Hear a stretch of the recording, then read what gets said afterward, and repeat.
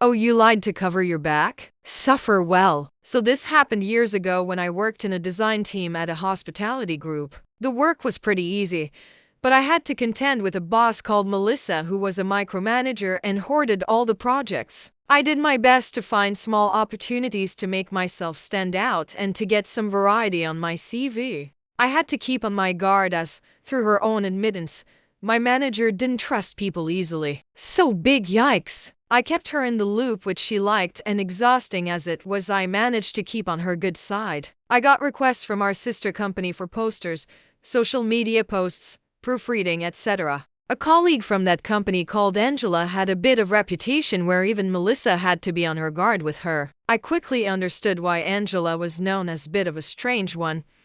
I still don't understand why we had to prioritize work from her. It wasn't high-level urgent work. She would send a chat message simply saying hi, and that's it. I waited a little to see the rest, but there would be nothing else and 5 minutes would pass. She would call me and the first thing she said in her eager voice was, "Did you get my message?" "Ah, yes. It just said hi." "You didn't read it or respond back," was the response. It wasn't even 9:30 am and I already started to dislike our interaction, so I just asked her what was up. She refused to email information because she was more comfortable explaining over the phone. But I still sent her an email which outlined her request and to cover my back. She'd call back, never emailing, and say no. That's not it. Actually, I changed my mind. I want XYZ.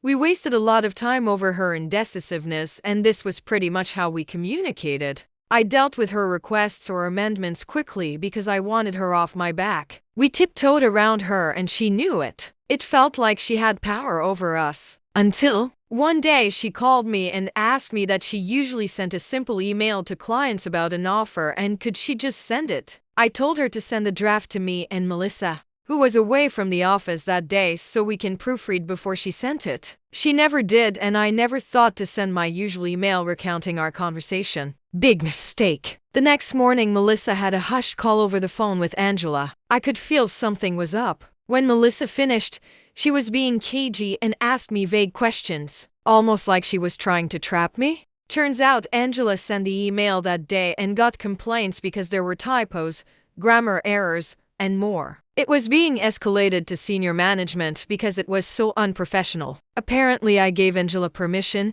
to send the email. I showed my inbox to my manager. I swore that I'd never authorize anything without proofreading and letting my manager know. She really was a micromanager. I felt like I was on trial, guilty before found innocent. My manager eventually believed me and Angela was told off. I discovered much later via my teammate who overheard the conversation that Angela actually did send my boss a copy of the email without CCing me in. The problem was that Melissa didn't see the email because she was out of the office. From then on, Angela was pretty sheepish when we chatted, and I was pretty stung from the ordeal. Petty revenge. Whenever my manager was out of the office, I'd ignore every phone call and chat message from Angela. I'd make sure that I was doing something more important at that time so I could back myself up if I was asked why I didn't take the call. And heck, I'd even stare at the phone as it rang. Instead of calling her back, I'd ask her via chat to email her request and therefore create an official log. I kept her chat window prominently on my second screen so the moment I can see,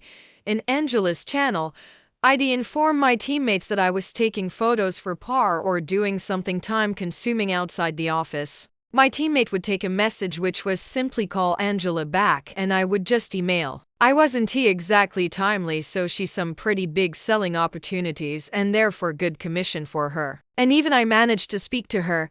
I was so sugary sweet and over the top. Angela went on travel expeditions and did write-ups for PR. They were usually terrible typos, grammar errors, and had barely any information. When usually I'd just rewrite it and fill in the gaps, I turned the screw and wrote a firm and polite email to say that it wasn't fit for me to rewrite it and she should spend more time on the document. I said both our managers too. I finally got a shiny new spine. I really don't miss working for that company.